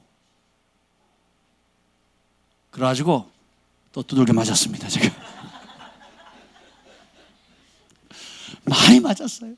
지금도 우리 예전에 이제 동기들 만나니까 또 동창회 만나니까 너 진짜 많이 맞았다. 그래서 제가 반장이었고 학교 전체 수석이었거든요. 근데 많이 맞았어요. 그 이유가 뭐냐면 다른 이유로 맞는 게 아니라 신앙 때문에 맞았어요. 주일 성수 안 하겠다. 그러니까 주일 성수 때문에 학교 안 가겠다. 제가 잘못했네. 주일 성수 때문에 교회 안 가겠다. 학교 안 가겠다. 그리고 뭐 부흥회 한다고 이제 보충수업 안 가고 막 그랬거든요. 근데 선생님들이 지금 되게 좋게 기억하세요. 너무너무 좋게 기억하십니다. 정말 잊지 못하세요. 저희 동기들을. 학교 창립 이래로 제일 많이 대학을 갔습니다. 저희 동기들이. 그리고 대학 간 아이들의 90%가 크리스찬이었어요. 학교에 부흥이 터진 겁니다. 그러니까 핍박의 도구로 사용되었지만 핍박받는 것도 시간이 지나면요 그것이 하나님이 역사하는 간증거리가 된다니까요. 그 핍박했던 사람들이 그것 때문에 돌아와요. 이게 하나님이 구원하시는 미련한 방법이에요. 부름의 법칙이 있어요. 내가 부르는 게 옵니다. 예수님을 내 삶의 일터에 부르면요 그 일터의 자리에 예수님이 오셔요. 고객들 사이에 예수님의 이름을 부르면 그 고객 관계 속에서 예수님이 개입하시는 겁니다. 아멘. 근데 내가 어떤 거래를 하거나 계약을 하거나 사업을 해야 되는데 예수님의 이름을 내뱉지 못하는 상황이 되면 진리 가운데 안 있는 겁니다. 속이든지 아니면 쉽게 돈 벌려고 하든지 등쳐먹든지 위협하든지 옛날 옛 습성을 따라서 예수님의 이름 부르기가 너무 미안한 거예요. 나중에 들키면 내가 손해보거든. 예수님께도 미안하고. 그러니까 어떻게 해요? 감추거든요. 그러면 이 사람은 어떻게 되느냐? 어떻게 되겠어요? 사람 앞에 예수님을 부인했으니까 이후에 주님 앞에 섰을 때 심판대 백보자 심판에 딱 섰을 때 주님이 어떻게 해요? 아니 얘가 나 모른다 했으니까 나도 모르는데 이렇게 나오는 거예요. 너 나 모른다 그랬잖냐? 아니요 저 교회 다녔어요. 너 사람들 앞에서 어떻게 했냐? 그러면 할 말이 없는 거예요. 교회 안에서는 아니 예수 믿으려고 교회 온 거죠. 교회 안에서가 중요한 게 아니에요. 어디서? 밖에서 그런 거예요. 제가 한 번은 강남 노년동인가 어디서 이제 식사를 하는데 은혜 받은 얘기를 막 했어요. 밥 먹으면서 고깃집에서 막 얘기를 하니까 막 거기 막 사람들 이제 막 고기 연기에 막 술 마시고 막 그러잖아요. 고깃집은 항상 술을 팔잖아요. 술을 막 팔고 있고 막 그러는데 제가 은혜 받은 얘기를 막 하고 있으니까 그 주인이 나중에 와서는 저보고 그러는 거예요. 교회 다니시나 봐요. 그래서 네, 그랬더니 기도 좀 해주세요. 그러는 거예요. 그래서 제가요 윗병이 있는데 몇 달째 지금 물밖에 못 마시, 물도 잘 못 마신다고 힘들다고 기도해 달라는 거예요. 그래서 기도해 줬어요. 그리고 그 다음 주에 또 갔거든요. 나았대요. 할렐루야. 그러면서 자기가 날라리 신자인데 하면서 이제 간증을 하더라고요. 돈 때문에 당장 눈앞에 있는 이익 때문에 예수님의 이름을 시인할 수가 없는 거예요. 예수님이 내 인생의 주인입니다 말을 못하고 뭐예요? 돈이 내 인생의 주인입니다 이렇게 하는 거예요. 돈 때문에 거짓말하고 돈 때문에 내가 크리스찬인 걸 속여야 되고 돈 때문에 이렇게 되는 거예요. 그러니 무슨 복이 있겠어요. 돈을 불렀기 때문에 돈의 영, 악신이 오는 거예요. 악신이. 네. 근데 예수님의 이름을 부르면 모든 주, 모든 왕의 왕 대신 그분이 개입하시는 겁니다. 사업하시는 분들 이런 간증 많습니다. 우리 여러분들이 그런 간증 가지고 계시거든요. 똑같아요. 그래서 반대로 어딜 가든지 예수님은 나의 주인입니다. 나의 사업체의 주인은 예수님이십니다. 나의 가정의 주인도 예수님이십니다. 아멘이 없네요. 내 자녀들의 주인도 예수님이십니다. 내 통장의 주인도 예수님입니다. 내 지혜와 재능 모든 능력도 예수님 것입니다. 나의 남은 삶 전체가 예수님의 것입니다. 내가 살아야 할 이유도 예수님이고 내가 죽어야 할 이유도 예수님입니다. 오늘 하루 내가 눈 뜬 이유는 예수님 손잡고 동행하기 위해서 눈 뜬 거예요. 왜냐고요? 예수님 목숨 바쳐 나 살리시려고 나 구원하시려고 피값 지불하셨거든요. 그걸 깨달았거든요. 그 은혜 감사하거든요. 갚을 길이 없거든요. 우리가 반드시 누려야 할 복은 예수님이 나의 왕이라는 거예요. 우리가 반드시 누려야 할 복음이 예수님은 나의 왕이라는 겁니다. 그래서 예수님을 내 삶의 주인으로 모셨더니 천국의 행복을 날마다 누립니다. 이 복음을 누려야 돼요. 우리가 반드시 전해야 할 복음은 바로 예수님은 나만의 왕이 아니라 만왕의 왕이시라는 거예요. 모든 사람의 왕이 되어야 된다는 거예요. 예수님이 주인이 된 사람만 천국을 누려요. 주인이 안 되면 교회 다니면서 계속 지옥생활 하는 거예요. 고통받는 겁니다. 외로움 느끼는 겁니다. 힘겨워하는 거예요. 사단에 눌려 지내는 겁니다. 마귀의 일, 도적질하고 죽이고 멸망시키는 거기에 희생양이 돼서 살아가는 겁니다. 왜요? 주인이 안 바뀌었거든요. 교회는 다니는데 예수님을 주인으로 안 삼기고 다른 게 내 욕심과 돈이 주인이 돼버리면 예수님 들어올 수 없다 그랬잖아요. 여러분 친구가 생일잔치 하는데 초청 안 받아도 갈 수 있어요 없어요? 못 가는 거예요. 가도 되긴 하지만 가면 서로 괴롭잖아요. 사람이 사람을 초청해도 초청받지 않는 자리에 들어가기 힘든데 하나님은 여러분 마음 가운데 정말 여러분이 원할 때 들어가십니다. 아멘. 예수님을 주인으로 모시면 날마다 천국을 경험하지 않을 수가 없습니다. 천국은 예수님이 다스리는 곳이에요. 예수님이 주인 되는 곳입니다. 지옥은 예수님의 다스림을 거부하는 곳이고 예수님이 주인이 아닌 곳이에요. 그래서 행복이 환경 탓이 될 수 있다 없다?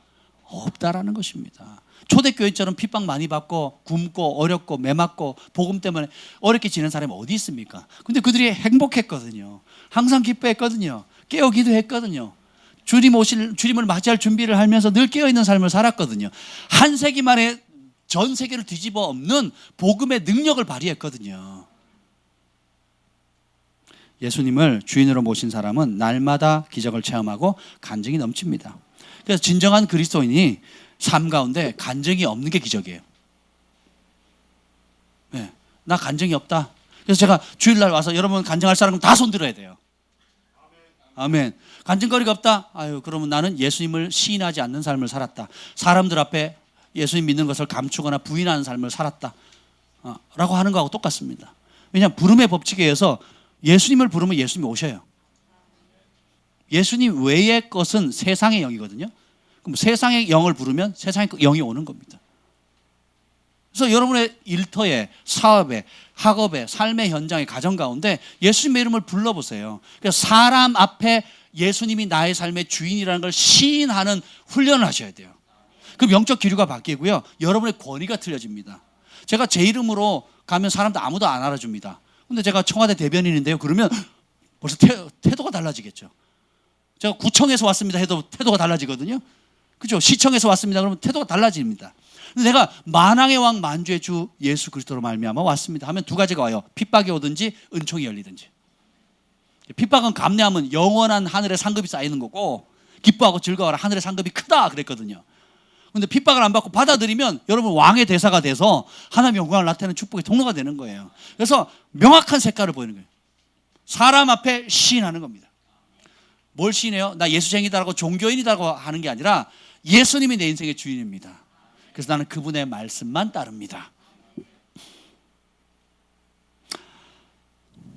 예수님을 영접하는 자의 안에 임마누엘 되시는 예수님이 계시기 때문에 그렇습니다. 오늘 불렀던 찬송처럼 살아계시기 때문에요. 그리고 그분이 들으시거든요. 그 수로보니게 여인이 말 한마디 때문에 기적이 일어나잖아요. 걔도 주인의, 누구의 상? 그러고 보니까 주인의 상이네요. 손님의 상이 아닙니다. 걔도 주인의 상에서 떨어지는 부스러기 먹습니다. 그 믿음의 말 한마디 때문에 여러분의 삶의 주인 되신 예수님을 삶의 현장에 고백해 보세요. 여러분 부끄러워하지 마십시오. 전에 그 방성기 목사님 제가 페이스북에 올렸는데, 방성기 목사님 제가 리전트 칼리지에서도 만나고 국내에서도 봤거든요. 이 일터 사역의 이 아버지입니다.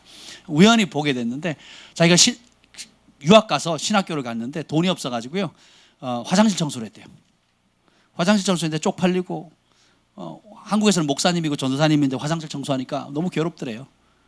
근데 주님께서 그거 괴로워하지 마라 라고 하면서 했던 글이 제 페이스북에 올라가 있습니다. 보세요. 굉장히 은혜가 될 겁니다. 그러면서 진짜 중요한 게 뭐냐? 그게 중요한 게 아니에요. 목사가 청소를 해?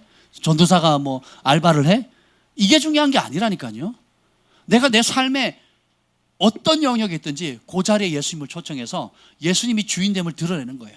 그래서 이 작은 자리에 예수님이 주인돼서 행복하는 법을 못 누리면 그 사람 방법이 없습니다.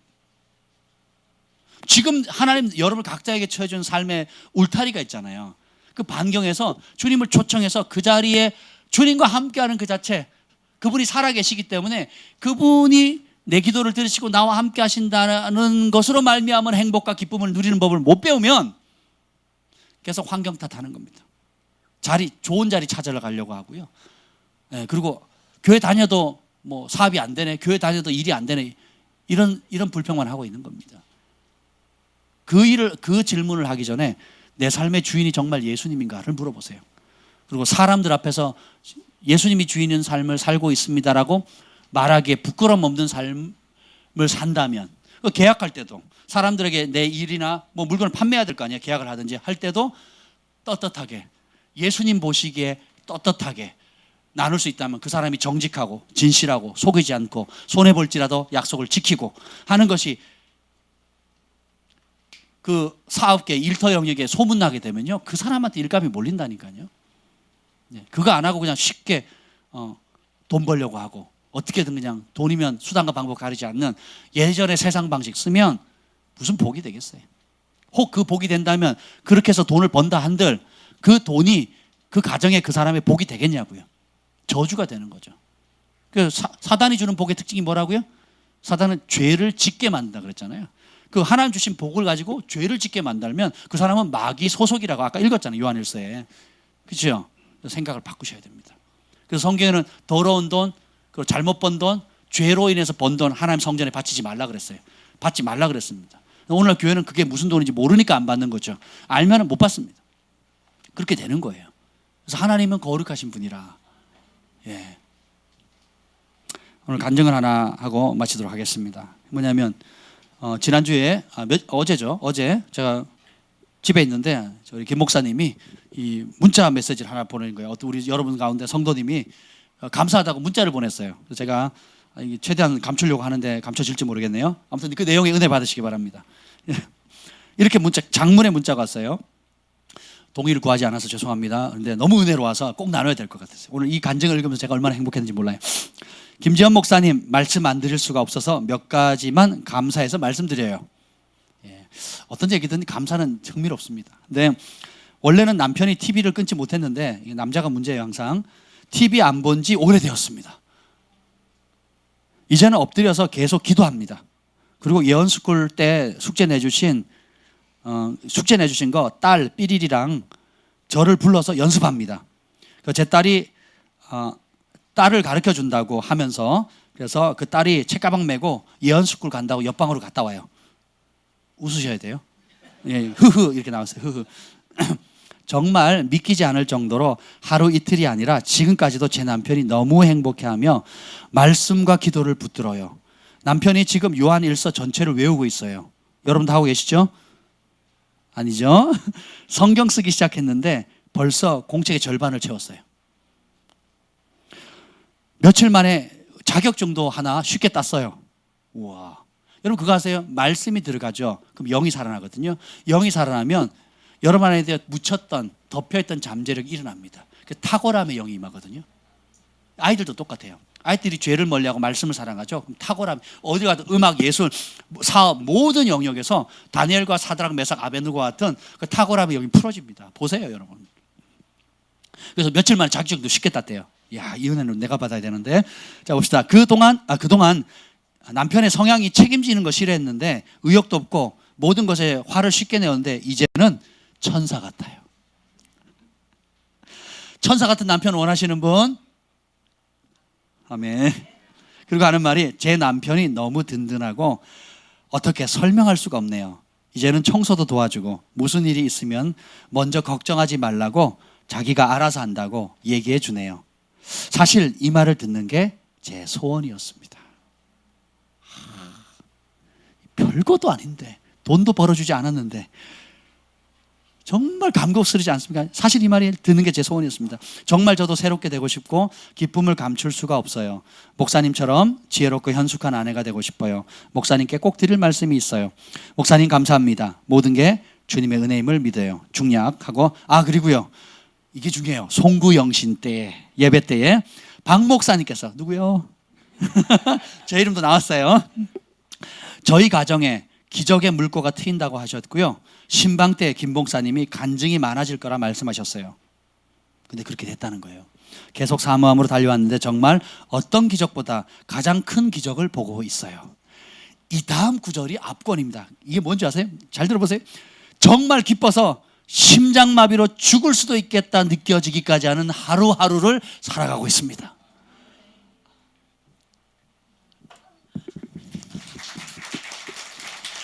너무너무 기뻐서, 오늘 이러다가 내가 너무 기뻐서 심장마비로 죽는 게 아니구나. 여러분, 우리 남편들 정신 차려야 돼요. 아멘.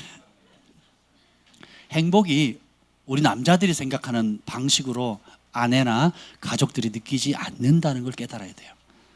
그럼 어디로 오느냐? 말씀 앞에 순종할 때, 예수님을 사랑할 때, 예수님을 내 삶의 모든 영역에 주인으로 모실 때에 나도 행복해지고 아내도 행복해지고 가족도 행복해지고 자녀들도 행복해지는 거예요. 아멘. 그리고 교회로 왔는데 아침에 사진을 한 장 보여주더라고요. 누가? 제 김 목사님이 열심히 런닝바람에 오이를 썰고 계시는 김재호 형제님의 사진이었어요. 굉장히 심각하게 썰더라고요. 이렇게 이걸 보는데 너무 은혜가 되는 겁니다. 그래서 전에는 오이 써는 게 남자가 할 일이 아니고 채통 있지. 우리는 그렇게 배웠거든요. 그렇게 자랐어요. 그렇게 보고 자랐단 말이죠. 근데 이제는 이렇게 사소한 일에도 아내가 행복할 수 있다면 기꺼이 호박도 썰고 오이도 썰고 그냥 다 썰어주는 거예요. 아멘. 예, 우리 남자들 이때 아멘 크게 하시면 복을 받습니다. 아멘, 아멘. 하나님 나라는 어떤 자가 큰 자라고 배웁니까? 섬김을 받는 자가 아니고 섬기는 자거든요. 그래서 제가 앞치마를 두르고 설거지가 너무 많이 쌓여 있는 거예요. 제가 앞치마를 두르고 설거지를 했더니 경화리가 쪼르고더니 사진을 찍는 거예요. 그래서 왜 그러냐 그랬더니 올리겠대요. 그래서 그만둬라 하자 그랬습니다. 제가 종종 경환이 사진을 찍어가지고 제 페이스북에 올리고 그랬거든요. 복수한다고 그랬는데 한번 생각해 보세요. 그냥 행복이라는 게 어떤 면에서는 사실 멀리 있지 않더라고요. 그렇죠? 그래서 우리가 성경에서 나타난 하나님의 말씀의 원리를 그냥 내 삶의 현장에 소소한 일에 적용하기 시작하는 겁니다. 말부터 바꾸는 거예요. 그냥 조금이라도 부정적인 말 하지 않고 늘 입만 열면 축복한다, 사랑한다, 고맙다, 감사하다 라고 얘기를 하는 겁니다. 오늘 글에도 보면 그 장문에 감사합니다, 감사합니다, 감사합니다, 고맙습니다 계속 그 소리를 하는 거예요. 그러면 여러분의 삶에 감사할 제목이 더 늘어나는 겁니다. 오늘 예수님은 우리의 구원자라고 배웠어요. 근데 진짜 구원자로 모시면 예수님은 구원자에서 뭘로 바뀌어요? 나의 주인으로 바뀌는 겁니다. 이 주인됨은 다음 주에 이어지도록 하겠습니다. 그래서 나의 주인 되는 것이 얼마나 큰 축복인지, 결국은 그게 왕으로 오시거든요. 그럼 그 왕, 예수님을 왕으로 보시게 되면 여러분도 왕이 돼요. 만왕의 왕이잖아요. 여러분 왕이 됩니다. 이 성경에 나와 있는 비밀인데 제가 다음 주에, 오늘은 시간이 없어서 못 다루는데요, 그 부분을 만왕의 왕으로 오시는 그분에 대해서 나누려고 합니다. 우리 옆에 분들에게 그냥 손을 잡고 이렇게 고맙습니다 이렇게 인사합시다. 함께 신앙생활 할 수 있어서 고맙습니다. 함께 기도할 수 있어서 고맙습니다. 함께 섬길 수 있어서 고맙습니다. 그냥 곁에만 있어줘서 고맙습니다.